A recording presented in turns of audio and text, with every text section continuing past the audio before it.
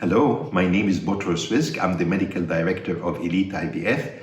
Today, we're going to discuss what would you expect when you come for your first consultation at our fertility clinic.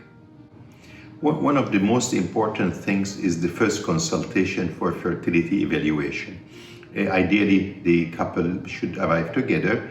It starts with usually taking their history, but before that, many times they bring in by fax, by emails, their previous medical records and whether they've had any previous treatments like IVF cycles or so forth.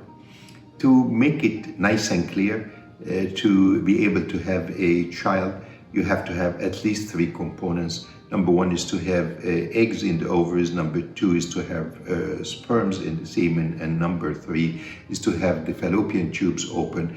Those tubes connect the uterus in the middle to the ovaries on this side. So these are the very basic things that at least need to be checked. The best way to check, for example, the ovaries for eggs would be a combination of an ultrasound to check the number of follicles that host the eggs, in addition to a blood test that determines the ovarian reserve as well, called anti-Mullerian hormone. The two of them together give you more than you need as far as information for the ovaries. For example, a low antral follicle count, low number of count of follicles, as well as a low AMH means that the patient does not have a good ovarian reserve, means that she would need more medicine and she would get less response. This has nothing to do with quality of oocytes or eggs or chromosomes. It just is a quantification test. Second is the semen and the sperms. The easiest thing is to arrange for a semen analysis on the first visit or even prior to the first visit if the circumstances allow that. So what is the third? The third is checking the tubes. Historically, 30, 40 years ago, every patient before being referred to us would have had to have a laparoscopy, hysteroscopy before even coming to the office. Not anymore. Most patients come, and if we need to check the tubes, we do one of two things: ultrasound with saline bubble called high-FOZ, or ultrasound with a foam called high-FOZ. Basically, this gives you a 2-minute assessment of whether the tubes are opened or not. Before that, you do an ultrasound and you can fill the cavity of the uterus with saline, and that's called saline infusion sonohysterogram. Long name, but it means checking the cavity to make sure it doesn't have fibroids or polyps or scar tissue or abnormality in the shape. And then the ultrasound that's done before checking the tubes would give you an idea whether you have a water swelling on the tube called hydrosalpinx or not. So basically, what we would say is that the patient, when they arrive today to the office, within maximum of 30 days, they've had the full workup and the full evaluation and the cause of fertility and the plan of treatment made. After that, it's up to the patient. Some patients want to do everything, while some patients want to do nothing. Some patients in between.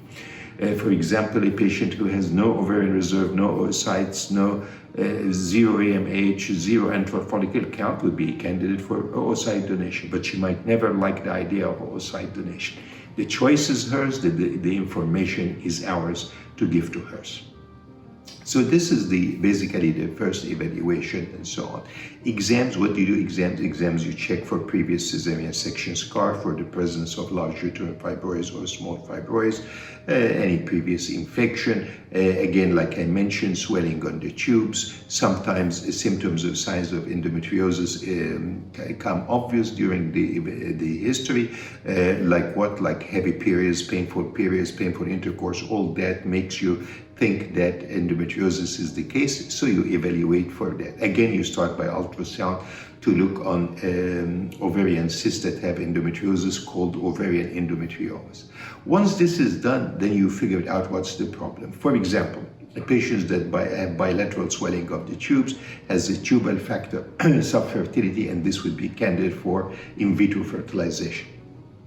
A patient that has a very, very low semen count, motility, and number is also a candidate for in vitro fertilization. A patient who's just have a low or intermediate low is a candidate maybe for intrauterine insemination.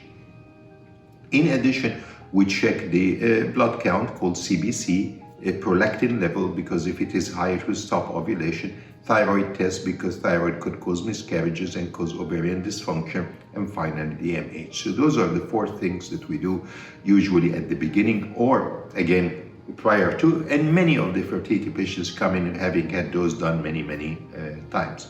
There is no need for sophisticated tests. Again, there is no need for laparoscopy, hysteroscopy prior to being evaluated for fertility. But a very thorough ultrasound, a very thorough checking of the tubes and so on is a part of the first visit or visits. Again, a maximum of a month is needed to make this evaluation, and then you could categorize the patient into either male factor, mild or severe, tubal factor like tubes blocked or swollen tubes, and so forth, or maybe even straightforward like bilateral tubal ligation. Then you go into discussion, should I undo the ligation or should I go for in vitro fertilization?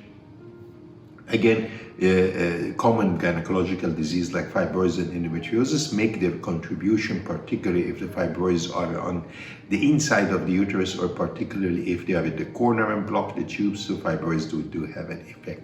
So this way, within a very short period of time, you have evaluated the patients completely. There is nothing about it that is difficult. It could be accomplished altogether within the first visit, like, again, 1 blood test, 1 ultrasound, full exam, good history, and semen analysis is needed. So all this being done, you have a diagnosis, and then you make a plan of treatment, what we call plan of care or plan of treatment. This way, when you send the information to the referring gynecologist, or if they have a colleague that needs that, you have things in a chronological order and very clearly defined.